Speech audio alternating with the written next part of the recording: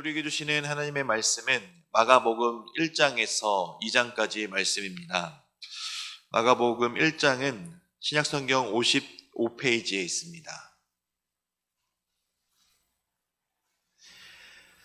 마가복음은 고난받는 종으로서의 예수님의 모습이 특별히 강조되고 있는 복음서입니다. 다른 복음서들 역시 죄인을 위한 구속 희생 사건으로서 예수님의 십자가의 고난이 강조되는 점에서는 공통적이지만 특별히 마가복음에서는 전체 분량의 약 40% 이상이 십자가의 고난의 기록에 할애할 정도로 예수님의 고난에 대해서 집중하고 있는 복음서입니다.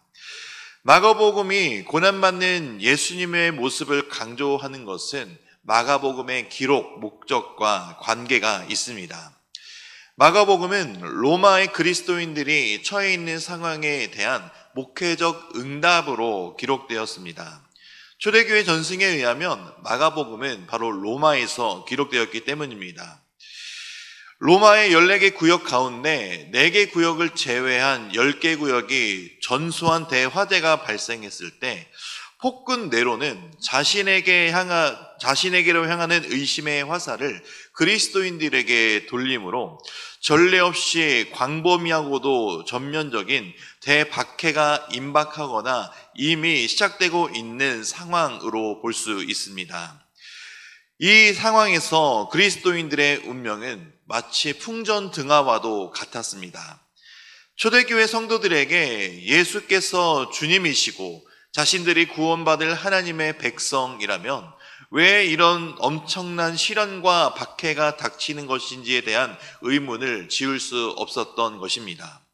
이러한 상황 가운데 마가복음은 예수 그리스도께서 바로 하나님의 아들 또 그리스도이심을 강조하며 그 예수님은 종으로서 고난 당하시는 분이시며 또 성도들의 주님이시자 스승이신 예수님께서 가시고자 하는 고난의 길을 가는 것이 바로 예수님의 제자가 된다는 것을 강조하고 있는 것입니다.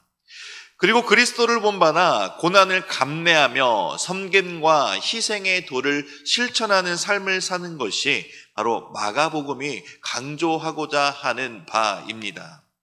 이 마가복음은 크게 전반부인 1장에서 9장, 후반부인 10장에서 16장으로 두 부분으로 나눌 수 있습니다. 전반부는 예수님의 갈릴리 사역을 중심으로 하나님의 종으로서 봉사와 신적 권능을 증거하는 것에 초점을 두고 있다면 후반부는 고난의 종으로서 예수님의 십자가 고난을 통한 인류의 구속 사역의 성취를 증거하는 것에 초점을 두고 있습니다.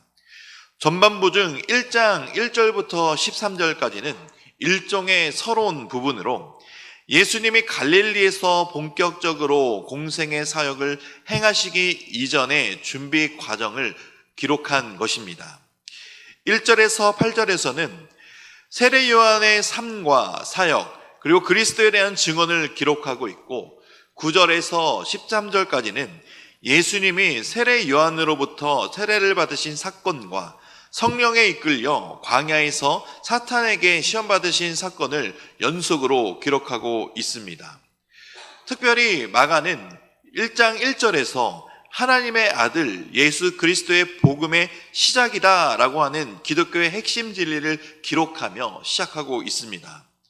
타복음서는 예수님의 공적인 출생과 공생애를 수행하시기 이전의 과정에 대해 굉장히 길게 서술하고 기록하였습니다. 마태복음은 76절, 누가복음은 183절을 할애하여 기록하였지만 마가복음은 단 13절만 기록하였습니다. 이는 마가가 예수 그리스도를 하나님의 종으로서 묘사한 것과 연관이 있는데 종은 그 출생이나 배경이 중요하지 않기 때문입니다. 그래서 다른 복음서들과 달리 출생 배경과 준비 과정을 과감하게 생략한 것입니다. 그래서 시작하는 1절에서 기독교의 핵심 진리를 선포하며 시작하는 것입니다. 또한 마가복음에서 자주 사용하는 단어가 있는데 바로 다시라는 단어입니다. 이것은 종으로서 예수님의 사역이 쉬지 않았음을 강조하기 위해 사용된 단어입니다. 2장입니다.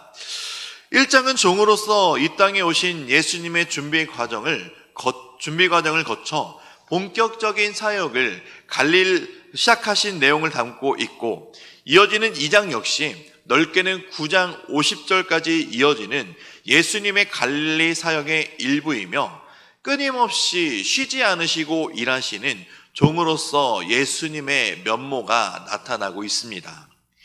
2장에서는 중풍병자를 고치신 것과 예수님이 죄사함의 권세를 가지고 계신 것, 레위를 제자로 부르시고 죄인들과 식탁의 교제를 나누시며 금식에 관한 예수님의 답변과 안식일 논쟁에 대한 기사들이 수록되어 있습니다.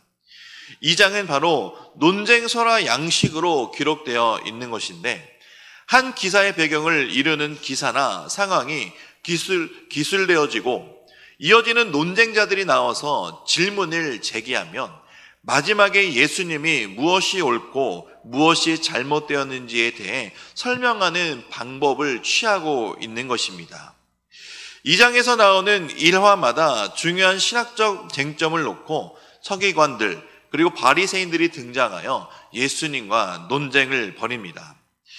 2장을 시작하는 첫 번째 일화에서도 예수님의 대적자들이 예수님이 하신 말씀을 듣고서 그 마음에 반기를 들고 의문을 품게 됩니다.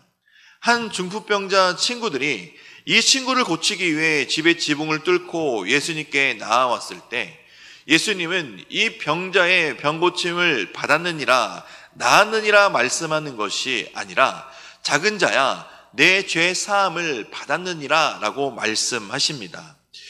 이것이 바로 서기관들이 속으로 신성모독이다, 오직 하나님 한 분 외에 누가 능히 죄를 사하겠느냐라고 속으로 생각하였습니다. 이것은 예수님이 죄 사함의 권세를 받으신 분이시며 또한 병을 고치시는 능력이 있으신 분이란 것을 모인 자들에게 선포하기 위함이었습니다. 무엇보다 서기관들이 속으로 생각한 것처럼 오직 죄 사함의 권세는 하나님만이 하실 수 있는 고유 권한이기 때문입니다. 그러므로 예수님이 죄 사함을 선포하셨다는 것은 예수님께서 바로 하나님이심을, 죄 사함의 권세가 예수님께 있다는 사실을 이 모인 자들에게 일깨워 주신 것입니다. 그리고 중요한 것은 예수님께서 심중에 생각한 그들의 마음과 생각을 꿰뚫어 보셨다라는 것입니다. 8절에서는 예수님이 중심에 아시고라고 기록되어 있습니다. 이것의 원어적 의미는 그의 영으로 정확히 알다라는 의미입니다. 바로 예수님의 영으로 정확히 아셨다는 것을 의미합니다. 이것은 예수님이 신성을 나타내는 중요한 표현입니다. 왜냐하면 하나님만이 사람의 마음과 생각을 정확하게 읽고 감찰하시는 분이시기 때문입니다. 이런 2장의 첫째 사건에서 알려주시는 것은 예수님은 인간의 마음을 감찰하시고 또 죄사함의 권세를 가지신 참 하나님이시라라는 사실입니다. 예수님은 분명 병을 고치는 능력을 가지고 계시지만 병 고치는 능력보다 죄사함의 권세를 선포하심으로 병 고침보다 더 어려운 죄사함의 권세를 가지고 이 땅 가운데 임하신 하나님의 아들임을 선포하신 것입니다. 이것은 예수님이 죄인을 부르러 오신 하나님이 보내신 치유자, 구원자이심을 선포하는 것이었습니다.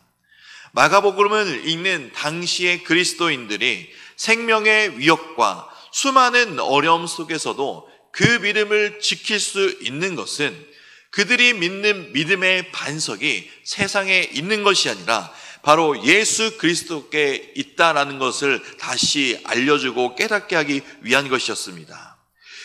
죄사함의 권세를 가지신 하나님의 아들이신 예수 그리스도를 믿는 믿음을 지킬 수 있도록 알려주신 것입니다.